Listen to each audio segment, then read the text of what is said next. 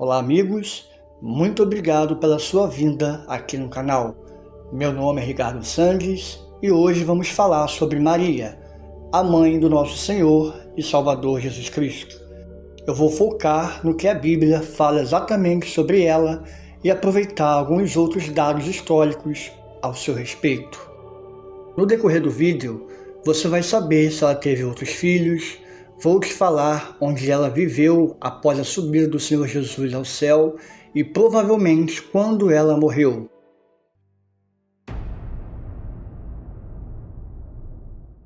Eu não poderia iniciar essa história sem antes voltar alguns séculos antes de Maria nascer. Isso porque o profeta Isaías já havia feito uma profecia sobre ela. Nos escritos do seu livro, no capítulo 7, versículo 14, o profeta diz: Portanto, o mesmo Senhor vos dará um sinal. Eis que a Virgem conceberá e dará à luz um filho e chamará o seu nome Emanuel. Maria nasceu em Nazaré, na Galileia, por volta do ano 10 a.C. Ela era uma jovem judia, descendente da linhagem de Davi. Era uma mulher simples e piedosa. Segundo o texto apócrifo do Evangelho de Tiago, os nomes dos seus pais eram Joaquim e Ana.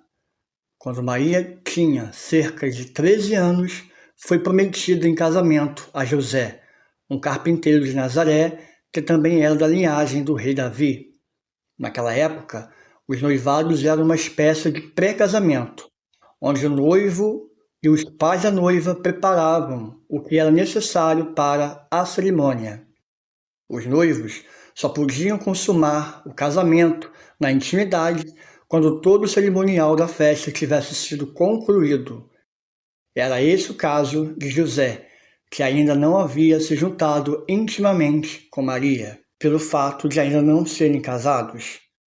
Um dia, Maria recebeu a visita do anjo Gabriel, que a saudou como sendo agraciada e que ela era bendita entre as mulheres, e que Deus era com ela. O anjo lhe anunciou que ela seria a mãe do Messias, o Filho de Deus. Maria, que era virgem, ficou assustada com a notícia a princípio, mas aceitou o que Deus lhe havia pedido. Ela disse ao anjo: Eis aqui a serva do Senhor, faça em mim segundo a tua palavra. Maria, então, engravidou do Messias pelo poder do Espírito Santo. José, para não difamar sua noiva diante do povo, decidiu deixá-la em segredo, pois provavelmente ele pensou que o filho que ela esperava era de outro homem. Certo dia, em um sonho, o anjo Gabriel apareceu para ele e lhe disse para receber sua noiva, pois o filho que ela esperava foi gerado pelo Espírito Santo e que esse filho salvaria o homem dos seus pecados. Após despertar desse sonho, José então recebeu Maria de volta. José só foi ter relações íntimas com Maria depois que Jesus nasceu, desmontando assim qualquer argumento criado pela Igreja Católica Romana de que Maria foi virgem até o final da sua vida. A Bíblia relata que Jesus teve irmãos e irmãs. Em Atos, no capítulo 1, versículo 14, diz que todos se reuniam sempre em orações, inclusive Maria e os irmãos de Jesus. Os nomes dos seus irmãos citados na Bíblia eram Tiago, José, Judá e Simão. Segundo a cultura na época de Maria, toda mulher que iniciava o período menstrual, ela era prometida a alguém para casar. E nesse contexto, Maria foi prometida a José. Ela tinha em torno de 13 anos quando se casou com ele. Isso talvez explique o fato de que na cruz Jesus falou para João: Eis aí a tua mãe. Da mesma forma, ele vira para ela e diz: Eis aí o teu filho.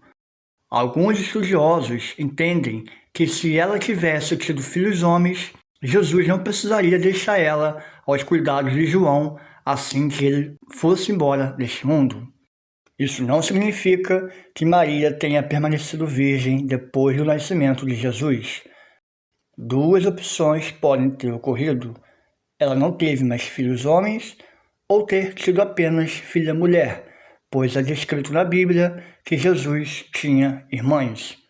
A virgindade perpétua de Maria se dá mais por causa da defesa que a Igreja Católica Romana tem em justificar a santidade de Maria, a ponto de argumentar que ela pode intermediar orações entre nós e Deus. Mas voltando ainda quando Maria estava com o Messias em seu ventre, um dia, logo assim que acordou, ela foi visitar sua prima Isabel nas montanhas, numa cidade de Judá. Isabel, já em avançada idade, engravidou de João e já estava no 6º mês de gravidez. Ao ver Maria, o bebê de Isabel saltou em seu ventre de alegria, e ela saudou Maria como sendo bendita entre as mulheres, e bendito o fruto do ventre dela. Maria ficou na casa de Isabel por 3 meses, até que João, que era aquele que falaria ao povo sobre a vinda do Messias, nascesse. Lucas, em seu evangelho, relata que Maria e José foram para Belém para o recenseamento, a mando de César Augusto, imperador de Roma. Estando em Belém para o recenseamento, Maria deu à luz a Jesus numa manjedoura. Depois de já terem sido presenteados pelos 3 reis magos, 8 dias se passaram e Maria e José circuncidaram a Jesus, conforme a lei de Moisés. Passados o período da purificação de Maria, ela e seu marido foram levar Jesus para ser apresentado no templo.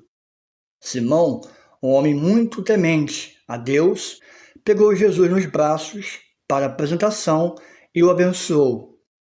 Simão então disse a Maria em profecia que eis que este é posto para a queda e elevação de muitos em Israel, e para sinal que é contestado, e uma espada transpassará também a tua própria alma, para que se manifestem os pensamentos de muitos corações. Depois de saber que havia uma profecia de que um rei nasceu naquele período, o rei Herodes, o Grande, no auge da sua loucura, acreditando que Jesus seria o novo rei da Judéia, mandou matar todas as crianças com até 2 anos de idade. Orientado pelo Espírito Santo, José e Maria fugiram para o Egito e ficaram por lá até a morte de Herodes, no ano 4 depois de Cristo. Eles então passaram a morar em Nazaré, e todos os anos José e Maria iam para Jerusalém para celebrarem a festa da Páscoa. Anos mais tarde, na volta de mais uma dessas festas, José e Maria perceberam que Jesus, já com 12 anos, não estava com eles. Então, o procuraram por 3 dias na casa de parentes, até encontrá-lo no templo, ouvindo e ensinando os doutores da lei, que ficaram maravilhados com a sua sabedoria. Maria então chamou a atenção de seu filho por ter sumido e tê-los deixado preocupados. Jesus, então, respondeu a ela, dizendo: por que é que me procura? Não sabeis que me convém tratar dos negócios do meu pai? José e Maria, então, não entenderam naquele momento o significado dessas palavras do Mestre. No primeiro milagre operado por Jesus, Maria estava lá. Foi numa festa de casamento em Caná, na Galileia, onde ela, seu filho Jesus e seus discípulos foram convidados. Num determinado momento da festa, o vinho acabou e todos ficaram muito preocupados com isso, pois era uma desfeita muito grande quando o vinho ou a comida acabava antes da festa terminar. Com toda a sua humildade, Maria fala para seu filho que o vinho havia acabado. Jesus diz a ela que não era chegado a sua hora ainda, mas mesmo assim ele transforma a água em vinho e deixa todos perplexos com a qualidade do vinho produzido nesse milagre. Ela também estava presente na crucificação do Senhor, e ele, vendo a angústia de sua mãe ao vê-lo nesse estado de sofrimento, olha para ela e diz: mulher, eis o teu filho.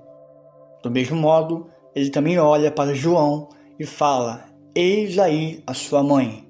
Desse momento em diante, João recebeu Maria em sua casa e cuidou dela. Na ressurreição do Senhor, Maria foi uma das mulheres informadas pelo anjo que Jesus vivia. Após a ascensão de Jesus ao céu, Maria continua a ser uma líder espiritual para os primeiros cristãos. Ela morreu na cidade de Éfeso, atual Turquia, na Ásia Menor, por volta do ano 48 d.C., aos 50 anos, ou seja, 3 anos depois de Jesus ter subido ao céu. Isso de acordo com a tradição histórica, sendo cuidada pelo apóstolo João. Não podemos ter dúvidas de que Maria é uma figura importante na história do cristianismo. Ela foi a mãe escolhida por Deus para gerar o Salvador do mundo, e essa escolha se deu exatamente por ela ser uma mulher de fé, obediente aos seus mandamentos e ter pureza de coração. Com certeza, o Senhor não poderia escolher outra mulher para ser a mãe do teu filho encarnado. Sua prima Isabel diz que bendito era o fruto do seu ventre. Isso foi dito pessoalmente a ela enquanto ela vivia nesse mundo. No segundo século da nossa era, o Império Romano percebeu o forte crescimento do cristianismo e resolveu se aliar à Igreja.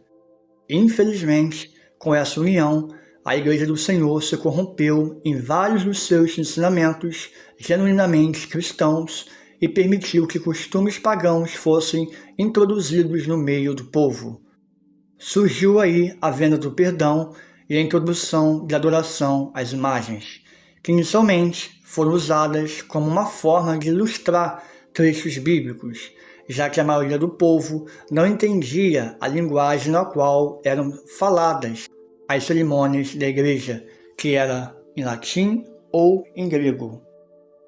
A adoração às imagens foram sendo introduzidas aos poucos, contrariando assim o mandamento do Senhor de que não devemos adorar nenhum tipo de imagem de escultura. Séculos depois, a oração da Ave Maria começou nos mosteiros em torno do ano 1000, mas foi no século XIII que essa oração passou a ser universal por parte da Igreja aliada a Roma. O nome Ave, que significa salve, era uma saudação romana aos imperadores. Sobre ter qualquer santo como intercessor, o apóstolo Paulo nos ensina que o único mediador entre Deus e o homem é Jesus Cristo. Quanto a falar com quem já morreu, as Escrituras nos diz que depois da morte segue-se o juízo. Um fato curioso na história de Maria é que Jesus nunca a chamou de mãe. Ele sempre se referia a ela como mulher, e isso não deve ser levado como uma falta de respeito por parte do Mestre. Isso talvez ocorreu para preservar sua mãe, a fim de que ninguém viesse chamá-la Mãe de Deus. O que você achou da história de Maria? Você está pronto para seguir o bom exemplo de fé, humildade e santidade dessa mulher incrível? Se você gostou desse vídeo, dê um like, dê um joinha, ative o sininho de notificação.